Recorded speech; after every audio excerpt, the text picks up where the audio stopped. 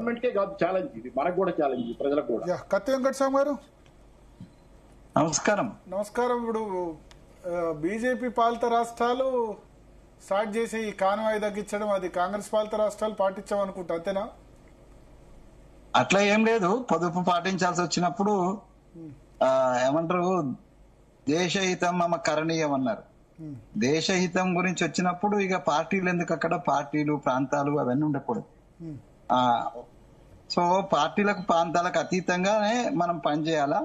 ఒక ప్రధానమంత్రిగా ఆయన చేసినటువంటి సూచనలను సాధ్యాసాధ్యాలను ఆలోచించి ఏ మేరకు చేయాలనేటువంటిది, ఒక ప్రైమ్ మినిస్టర్ గా ఆయన చేసిన సూచనలు పాటించాలనేటువంటి పాజిటివ్ దృక్కోణం అనేటువంటిది సహజంగా ఉండాల్సిందే.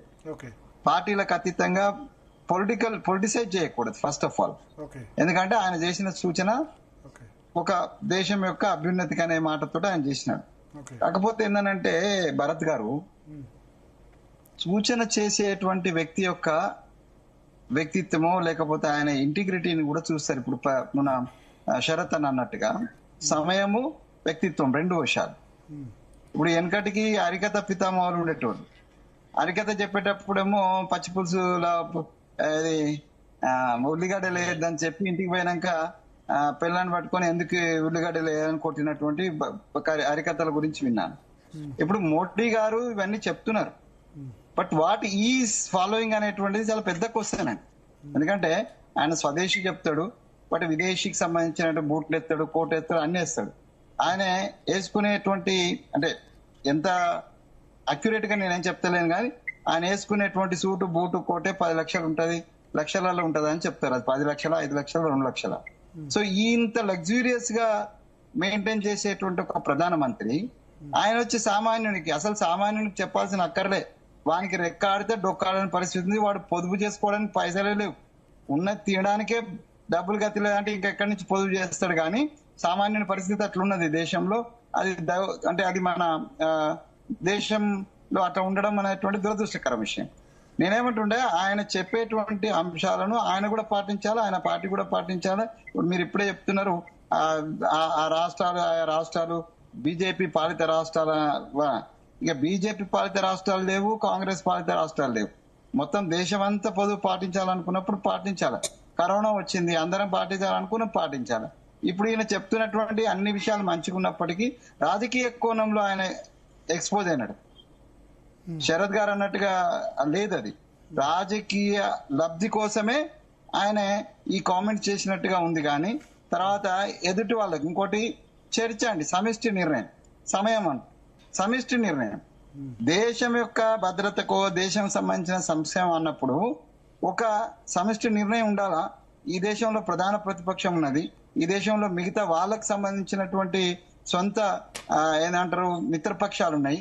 వీళ్ళందరినీ ఆలోచించకుండా ఇప్పటి వరకు చాలా నిర్ణయాలు భారతీయ జనతా పార్టీ మోడీ తీసుకున్నాడు. అసలు వాళ్ళ క్యాబినెట్ నే ఆలోచించకుండా మోడీ ఏకదం నిర్ణయాలు తీసుకొని ప్రకటించినటువంటి ఉదంతాలు మనకు చూసినాం. సో ఆ రకమైనటువంటి ఏకఛత్రాధిపత్యం, నియంతృత్వ ధోరణి కాకుండా దీని మీద ఒక సమగ్ర చర్చ జరగాల. ఆ చర్చకు వేదిక డెఫినెట్ గా పార్లమెంట్ నడుతుంది. సో పార్లమెంట్ లో చర్చ జరిగినట్టేది ఉంటే వారికి గౌరవం పెరిగేది. వారు పాటించినట్టు స్వయంగా 6 నెలలో 3 నెలలు ఆయన సింపుల్ గా ఉండి సింపుల్ జీవితం గడిపి పాటించినట్టు ఏది ఉంటే, ఆయన తిండికి సంబంధించి కూడా కామెంట్స్ ఉన్నాయి. రోజుకు 1700 కోట్లు లాస్ వస్తుంది ఆయిల్ కంపెనీలకు. 6 నెలల టైం ఎక్కడిది? ఇప్పుడు ఆల్రెడీ 2 నెలలు ఎలక్షన్ కారణంగా 2 నెలలకు అయింది. లేకపోతే ఈ పాటికి ఎప్పుడో ధరలు పెంచుతుండే, పెంచుతారేమో ఇప్పుడు 2-3 అంటే నిజంగానే ప్రజాసేవ సంక్షేమం ఏది ఉంటే, అంటే మొన్నటి వరకు 60 క్రూడ్ ఆయిల్ $60 వచ్చినప్పుడు ఇబ్బంది ఏం లేదు. ఇప్పుడు $100 కన్సిస్టెంట్ గా $60 వచ్చినప్పుడు ఈ దేశ ప్రజలకు ఎంత రేటుకి ఇచ్చినారు? 3 ఏళ్ళుగా రేటు పెరగలేదు. పెరిగింది కాబట్టి పెంచుతామంటున్నారు, పెరిగింది కాబట్టి పెంచుతామన్నప్పుడు 4 ఏళ్ళ రేటు అక్కడ నీ నియత్ బయటపడుతుంది. నీ నియత్ ఎక్కడ బయటపడతా అంటే, నీకు తక్కువ రేట్ వచ్చినప్పుడు నువ్వు ఇచ్చినట్టేది ఉంటే, ఇప్పుడు ఎక్కువ రేటుకి వచ్చింది కాబట్టి పెంచుతామనంటే ప్రజలు కానీ, లేకపోతే మీలాంటి పత్రికా విలేకరులు కానీ, లేకపోతే మేధావులు పాపారావు గారు అంటోళ్ళు, శరత్ లాంటి గారు మెచ్చుతారు. కానీ నీకు దోచుకునేంత దోచుకుని ఇప్పుడు పెరిగింది కాబట్టి నేను పెంచుతానంటే డబ్బులు దోపిడీ అవుతుంది. ఇది కాదు, పద్ధతి కాదు. నేను ఎక్కువ విమర్శకు పోదలుచుకోలేదు పొదుపు దాని మీద. కానీ ఆయన సమయం కానీ ఆయన చర్యలు కానీ అది సరైనటువంటి సమయంలో ఇవ్వలేదు, సరైనటువంటి ఆచరణాత్మకంగా లేడు. ఆయన ఆచరించిన తర్వాత మందికి చెప్పాలి. మనమేమో సూటు బూట్ వేసుకొని తిరుగుతాం, మిగతా వాళ్ళనేమో లాల్చిపాయం వేసుకొని తిరగమనేటువంటి ఈ ధోరణి ఏదైతున్నదో అది సరైన కాదు. ప్రజలేమో ఎక్కడ తిరగొద్దు, ఏం తిరగొద్దు, నువ్వు మాత్రము ఫ్లై అంటే ఒక ప్రైమ్ మినిస్టర్ కు ఉండాల్సినటువంటి ఏదైతే గ్రేట్నెస్ అంటే దాని విషయంలో భారత ప్రైమ్ మినిస్టర్ ను నేను ఎక్కడ తక్కువ చూడాలని అనుకోవటాలే. ఆ పీఠాధిపతి గారు పోయిన టైప్ లో నేను బోర్డు తెలుసుకోవాలి. కానీ రాహుల్ గాంధీ గారు చెప్పినట్టుగా లేకపోతే ఇప్పుడు శరతన గారు చెప్పినట్టుగా దీని మీద తీక్షణమైనటువంటి ఆలోచన చేసి ఆ ఆలోచన అనుగుణంగా అందరికి చెప్తే బాగుంటది అనేటువంటిది నా ఉద్దేశము.